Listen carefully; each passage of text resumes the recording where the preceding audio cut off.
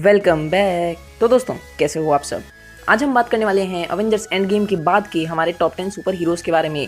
तो ये जो लिस्ट है वो उनके फ्यूचर के पोटेंशियल के ऊपर नहीं बल्कि उनके पास्ट के एक्शंस के ऊपर है, यानी कि वो आगे फ्यूचर में क्या कर सकते हैं इससे हमें कोई मतलब नहीं है। आज हम बस ये डिस्कस करेंगे कि उन्होंने पास्ट में जो किया है उस हिसाब से उनकी कैसी रैंक है। और तो और जो कैरेक्टर्स अवेंजर्स इन्फिनिटी वॉर में गायब नहीं हुए थे और 5 साल तक जिंदा रहे थे, उन कैरेक्टर्स के हमने बस अवेंजर्स एंड गेम की पावर्स को देखा है। और जो कैरेक्टर्स गायब हो गए थे और डायरेक्ट अवेंजर्स एंड गेम में वापस आए हैं, उनके हमने प्रीवियस पावर्स को भी इंक्लूड किया है। तो चलो इन चीज़ों को ध्यान में रख के इस टॉप 10 कंपैरिजन को शुरू करते हैं। और मैं आपको एक और चीज़ बता दूं कि ये पूरी तरीके से उनकी मेंटल और फिजिकल पावर के ऊपर है, मेरे फेवरेट या आपके फेवरेट के ऊपर नहीं। और मुझे पता है कि सब लोग वीडियो देखने के बाद यही लिखने वाले हैं कि आयरन मैन इज नंबर 1, इसलिए मैंने खुद ही लिख दिया है। तो चलो शुरू करते हैं इस लिस्ट को नंबर 10 के साथ। तो नंबर 10 पे मैंने रखा है एंटमैन को। तो अगर हम एंटमैन की बात करें तो भले ही वो अवेंजर्स इन्फिनिटी वॉर में गायब नहीं हुआ था, पर अवेंजर्स एंड गेम में जब वो आया तो उसने 5 साल नहीं जिए थे, वो तो डायरेक्ट वहां से गायब होके 5 साल आगे आ गया था। इसीलिए एंटमैन की बस एंड गेम मूवी में पावर्स को देखना गलत होगा। पर फिर भी जो एंटमैन था उसने अवेंजर्स एंड गेम में काफी इंपॉर्टेंट रोल प्ले किया है। मतलब अगर वो नहीं आता तो हमारे अवेंजर्स कभी जीतते ही नहीं। अगर उसका रोल हटा दें तो उसकी पावर्स भी कुछ कम नहीं थी। और अगर हम लास्ट की फाइट की बात करें तो वहां पर एंटमैन तो कल ऑब्सिडियन को अपने पैरों के नीचे ही कुचल देता है और हमारे आयरन मैन को वहां पर बचाता है। और तो हम ये भी नहीं भूल सकते कि एंटमैन ने पिछली बहुत सारी मूवीज में भी कैसे कमाल किया है। जैसे कि सिविल वॉर में जाइंट मैन बनकर उसने सभी हीरोज के ऊपर आफत डाल दी थी और देखा जाए तो एक वो अकेला ही था जिसे विश्वास था कि वो सब कुछ ठीक करवा सकता है। और इसीलिए उसने वो टाइम हीस्ट या कहूँ समय डकैती वाले प्लान को बनाया। तो उसकी यही जिद कि वो सब कुछ ठीक कर देगा और तो और उसकी ताकत उसे नंबर 10 पर बनाती है। अब हम बढ़ते हैं नंबर 9 की तरफ। नंबर 9 पे आता है स्पाइडरमैन। हालांकि स्पाइडरमैन अवेंजर्स इन्फिनिटी वॉर में गायब हो गया था, पर एंड गेम में उसे जितना भी टाइम मिला उसने उसी टाइम में अपनी असली पावर्स दिखा दी। मैं बात कर रहा हूँ उस इन्फिनिटी गॉन्टलेट चीज की, जहाँ पे हमारा स्पाइडरमैन ब्लैक पैंथर के हाथ से इन्फिनिटी गॉन्टलेट को लेता है। वो उस इन्फिनिटी गॉन्टलेट को अपने से चिपका के रखता है जब तक उसके नाक और मुंह से खून नहीं निकल जाता और कैप्टन मार्वल उस इन्फिनिटी गॉन्टलेट नहीं लेती। तो ये इस बात को दिखाता है कि कैसे वो मर मिटने के लिए भी तैयार था उस इन्फिनिटी गॉन्टलेट के लिए। जैसा कि मैंने आपको पहले कहा था कि जो कैरेक्टर्स गायब हो चुके थे और फिर आए हैं, हम उनके पहले के भी पावर्स देखेंगे। तो स्पाइडरमैन की अगर हम बात करें तो सिविल वॉर में जब एंटमैन बड़ा हो गया था तो उसे हराने वाला एक ही कैरेक्टर था, वो था हमारा स्पाइडरमैन। तो इसीलिए स्पाइडरमैन को एंटमैन से ऊपर रखना तो बनता था। ऊपर से जो स्पाइडरमैन की सेंसेस हैं वो भी एंटमैन से ज्यादा स्ट्रॉन्ग हैं। और स्पाइडरमैन की ड्यूरेबिलिटी का पता तो हमें इसी बात से चल जाता है कि कैसे वो स्नैप होने के बाद सबसे लास्ट में गायब होता है। तो यही ड्यूरेबिलिटी पावर उसे नंबर 9 पे बनाने के लिए तो काफी है। और अगर हम देखें तो स्पाइडरमैन के अंदर पोटेंशियल काफी ज्यादा है और जैसे जैसे उसकी एज बढ़ेगी वो सच में और पावरफुल हो जाएगा। बट अभी उसके अंदर एक चीज की कमी है, वो है एक्सपीरियंस। पर हमारे अगले नंबर पे जो कैरेक्टर है उसके पास एक्सपीरियंस भी भरपूर है। तो अब हम बढ़ते हैं नंबर 8 की तरफ। मैं यहाँ पर बात कर रहा हूँ ब्लैक पैंथर की। तो ब्लैक पैंथर जो है उसने भी काफी इंपॉर्टेंट रोल प्ले किया है दोनों ही एवेंजर्स इन्फिनिटी वॉर और एंड गेम में।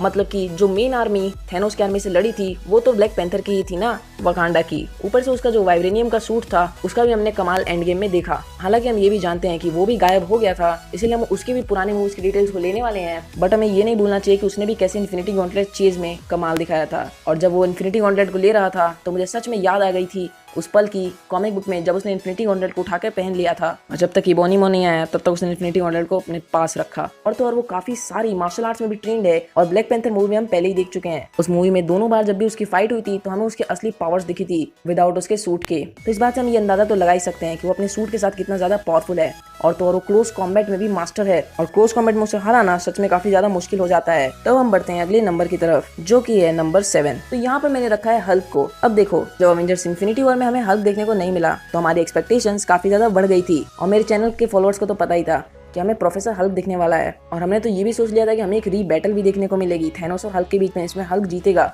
पर हुआ क्या, हमें ऐसा कुछ भी नहीं देखने को मिला। और मुझे लगता है वल्कायरी सही कह रही थी कि ना ही हल्क रहा और ना ही ब्रूस बैनर, एक फालूदा ही बना दिया है। क्योंकि हमने इस मूवी में हल्क के दिमाग को ज्यादा देख लिया, चाहे वो हो टाइम ट्रेवल के बारे में डिस्कशन करने में या फिर टाइम ट्रेवलिंग का प्लान बनाने में। हमने उसकी पावर का नमूना सिर्फ तब देखा जब उसने इन्फिनिटी गॉन्टलेट पहन के स्नैप किया। और ये बात सच में उसे काफी ज्यादा पावरफुल बना देती है कि उसने एक पूरे इन्फिनिटी गॉन्टलेट की पावर से ही। ये बात अलग है कि उसका एक हाथ चला गया था, पर ये कोई बड़ी बात नहीं है क्योंकि थैनोस जैसे बीम का भी इन्फिनिटी गॉन्टलेट से स्नैप करने के बाद कुछ वैसा ही हाल था। उसका हाथ खराब होने के बाद भी वो आगे लड़ रहा होता है। और फिर भी हम सब ने मिस किया हमारे पागल ताबड़तोड़ हल्क को, जो बिना देखे बस चीजों को तोड़ फोड़ करता है और जिसका रेफरेंस भी हमें न्यूयॉर्क बैटल के वक्त दिया गया। तो हम बढ़ते हैं अगले नंबर की तरफ जो कि है नंबर 6। तो यहाँ पर है एक ऐसा कैरेक्टर है जो कि पिछले साल नंबर 1 पे था, बट जैसा कि मैंने कहा कि हम सिर्फ अवेंजर्स एंड गेम की परफॉर्मेंस देखेंगे, इसीलिए इसको यहाँ पे रखना पड़ा। वो है थॉर। तो जैसे कि मैंने आपको पहले बता दिया था, हम फिजिकल और मेंटल दोनों स्ट्रॉन्गनेस के ऊपर इस वीडियो को बना रहे हैं। और थॉर की जहाँ तक बात है तो मेंटली इतना ज़्यादा इल हो गया एंड गेम में कि उसने अपनी फिजिकल हेल्थ को भी काफ़ी ज़्यादा अफेक्ट कर दिया। मतलब वो इतना ज़्यादा मोटा हो गया था, और तो और स्टॉर्म ब्रेकर और म्योनिर दोनों उठाने के बाद भी वो थैनोस से कॉम्पीट नहीं कर पा रहा था, बल्कि इन्फिनिटी वॉर में तो बस उसने स्टॉर्म ब्रेकर से ही थैनोस को लगभग हरा ही दिया था with all the infinity stones. But यहाँ पर तो वो उससे एक इन्फिनिटी स्वॉर्ड से भी नहीं लड़ पा रहा था। इवन मार्वल ने पता नहीं क्यों उसे बहुत ज़्यादा वीक दिखाने की भी कोशिश करी है।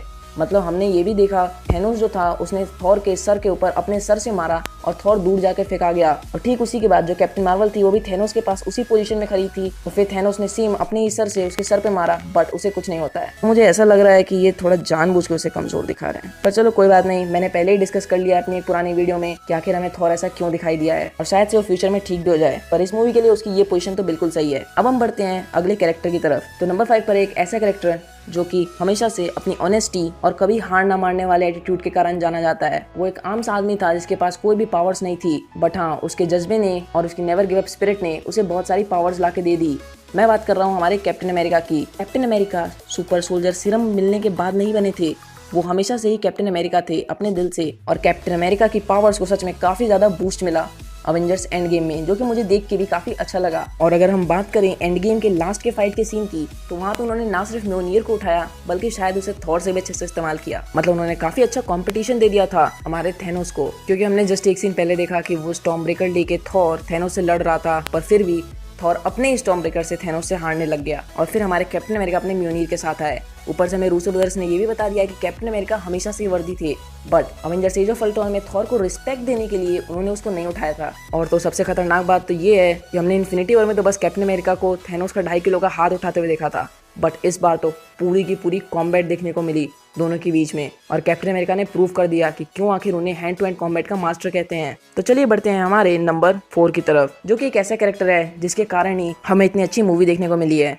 मैं स्टार लॉर्ड की बात नहीं कर रहा, मैं यहाँ पर बात कर रहा हूँ डॉक्टर स्ट्रेंज की, क्योंकि वही थे जिन्होंने सारी प्लानिंग को किया, और वो सब जानते थे कि कब क्या होने वाला है। इवन टोनी स्टार्क की डेथ भी, इसीलिए शायद उन्होंने टोनी स्टार्क को वहाँ पर बचाया था टाइटन ग्रह पे। और जैसा कि मैंने आपको बताया कि डॉक्टर स्ट्रेंज गायब हो चुके थे, इसीलिए हम उनके पुरानी पावर्स को देख सकते हैं, जो कि सच में काफ़ी ज़्यादा थी। और मुझे नहीं लगता आप में से कोई भी इस बात से डिनाई करने वाला है कि मैंने डॉक्टर स्ट्रेंज को इस पोजीशन पे क्यों रखा है, क्योंकि डॉक्टर स्ट्रेंज सच में काफ़ी ज़्यादा पावरफुल हैं। चाहे उन्होंने जिस तरीके से डोरमामू को टाइम लूप में फंसाया हो, या थैनोस से जो लड़ाई करी हो, या अब एंड गेम में पानी के बहाव को रोका हो। अगर आपको जानना है डॉक्टर स्ट्रेंज के पोर्टल्स के पीछे का राज, तो आप मेरी वीडियो देख सकते हो, जो कि है कि how doctor strange portal works. तो हम बढ़ते हैं नंबर 3 की तरफ। नंबर 3 पर एक ऐसा कैरेक्टर है जिसने हम सबकी आंखों में आंसू भर दिए थे। तो अगर हम बात करें आयरन मैन की, तो अपने मार्क 85 आर्मर के साथ हमें आयरन मैन आखिरी बार दिखा एंड गेम में, जिसने वहां पर भी जलवा मचा दिया। और तो और हमने उस कैरेक्टर की काफ़ी ज़्यादा डेवलपमेंट देखने को मिली, चाहे वो हो आयरन मैन का हावर्ड स्टार्क से मिलना, यानी कि अपने पिता से, या फिर आयरन मैन और उसकी बेटी के बीच की रिलेशनशिप। हमने इन दोनों चीज़ों को काफ़ी अच्छे से देखा, जिसके कारण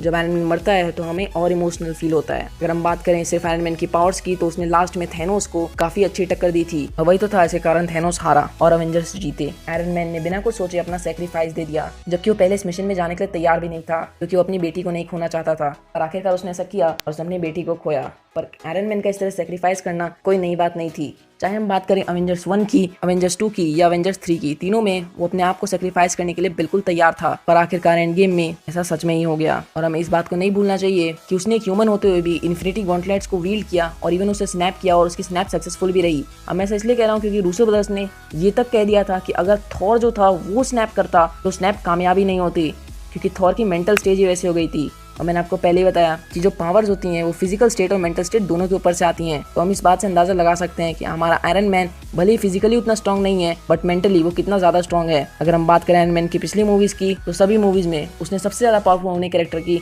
हमेशा दावेदारी पेश करी है। चाहे वो हल्क बस्टर बना के हल्क से लड़ने की, मार्क 50 ब्लीडिंग एज आर्मर बना के थैनोस से लड़ने की, या अब मार्क 85 बना के थैनोस से लड़ने की, आयरन मैन हमेशा से ही बेस्ट था और बेस्ट रहेगा। और काश मैं उसे नंबर 1 पे रख पाता, बट यहाँ पे मैं पावर्स का कंपैरिजन कर रहा हूँ, इसलिए मैं उसे नंबर 1 पे नहीं रख सकता।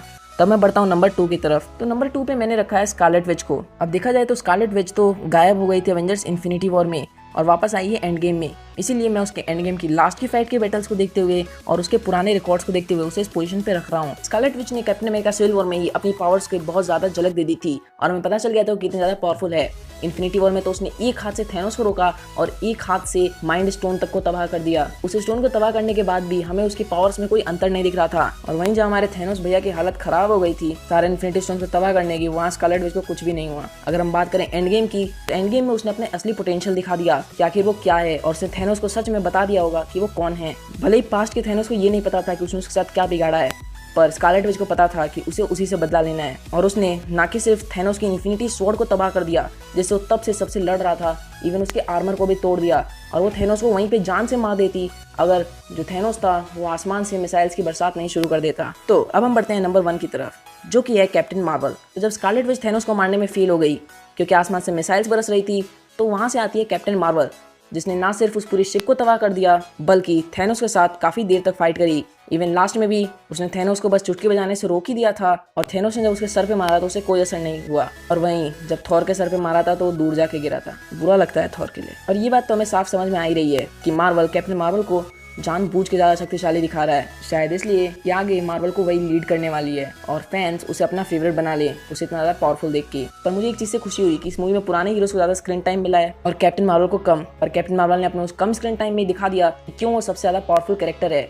जहाँ स्कारलेट विच थैनोस को तभी मार रही थी जब उसके हाथ में कोई इन्फिनिटी स्टोन नहीं था, तो वहीं हमारी कैप्टन मार्वल तो थैनोस को तभी मार देती जब उसके हाथ में सारे इन्फिनिटी स्टोन्स भी थे। बट थैनोस में कम दिमाग थोड़ी ना है, निकाला उसने अपना आइडिया, ले लिया हाथ में पावर स्टोन को, दे दिया एक मुक्का खिंचा के। तो बस दोस्तों यही थी मेरे टॉप 10 की वीडियो। अगर आपको उसमें कुछ चेंजेस पसंद है तो नीचे कमेंट में आप अपनी भी टॉप 10 की लिस्ट डाल सकते हो। आज के बस इतना ही। अगर आपको वीडियो अच्छी लगती है वीडियो कर दे लाइक और हमारे चैनल को भी कर दें सब्सक्राइब।